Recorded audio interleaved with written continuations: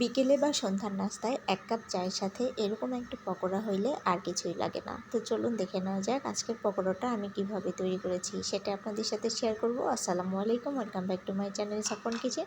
প্রথমে আমি বাঁধাকপি কুচি করে নিয়েছি, এখানে ধনেপাতা কুচি দিয়েছি, পেঁয়াজ কুচি, কাঁচামরিচ বাটা, আদা রসুন এবং জিরা বাটা দিয়েছি, সাথে লবণ, গুঁড়ো মরিচের গুঁড়া, হলুদ এবং ধনে গুঁড়া দিয়েছি। সম্পূর্ণ মশলাটাকে এখন আমি হাতের সাহায্যে চেপে চেপে মাখিয়ে নেব, যেন বাঁধাকপির ভেতর থেকে যে পানিটা আছে সেটা বেরিয়ে আসে। বাঁধাকপির পানিটা একদম বেরিয়ে এসেছে, এই পানিটা শুকানোর জন্য আমি এখানে দিয়ে দিলাম চালের গুঁড়া।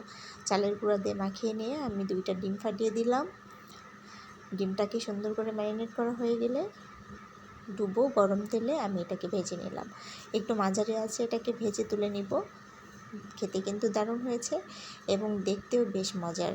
তো এভাবে বিকেলে অথবা সন্ধ্যার নাস্তায় আপনারাও পকোড়া তৈরি করে নিতে পারেন। তো আজকে আমার এই রেসিপিটা কেমন লেগেছে অবশ্যই বলবেন। ভালো থাকবেন, সুস্থ থাকবেন, আল্লাহ হাফেজ।